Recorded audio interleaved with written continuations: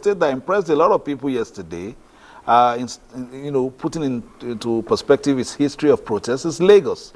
Our reporter Amaka Owo is on standby in Lagos. Amaka, where exactly are you in Lagos? And perhaps tell us what we are seeing this morning. I can see you in sunshades. It looks as if you are about to go to the beach, but just tell us what's happening in Lagos.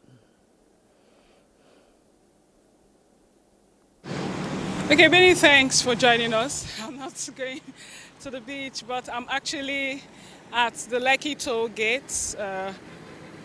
It's a very unique spot on Lagos Island, and right here we can see a lot of security operatives who are on ground. We gathered that yesterday some protesters came around this area, but they were dispersed and told to leave, as this is not the designated place for the protest. So coming here today, you can see that some increased number of vehicular movement right here, but the place is free from any form of pedestrian movement. Basically, we have policemen mounted right here to ensure there is free flow of vehicles straight up, and things are very peaceful. The environment is calm, and people are driving past the toll gate, devoid of any restrictions. Okay, were you here yesterday? Did you pass this particular spot yesterday? How was it yesterday as compared to today? Perhaps what happened yesterday must have informed that number of police vehicles and other agents, law enforcement agents there. What happened there yesterday in terms of the number of people around there?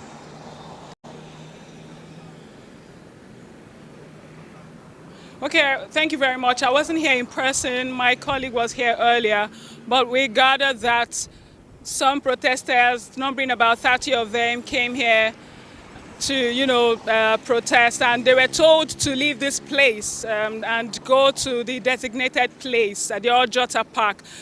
This place is not one of the places. Recall that during the 2020 NTAs, the Lekki Tollgate was one of the places that suffered wanton destruction. And I'm very sure that there's a deliberate effort to make sure that there is any such repeat of such sad incidents.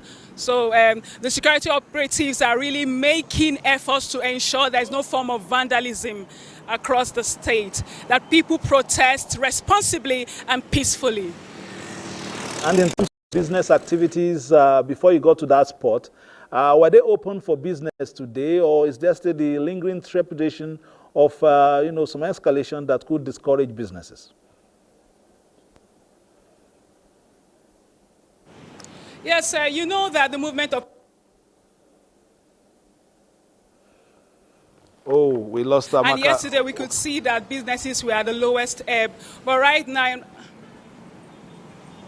Go ahead, please. But you can see that more people have taken the bold step to come out, and you can see that there are a lot of businesses who depend on day-to-day transactions to make a living.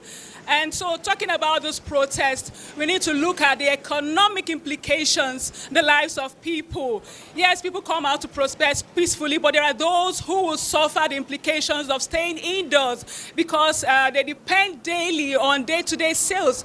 About some of these itinerant traders, and so far I must say that a lot of businesses, small-scale businesses, have been affected by people staying indoors, but today we can see that more people are out there going about their businesses.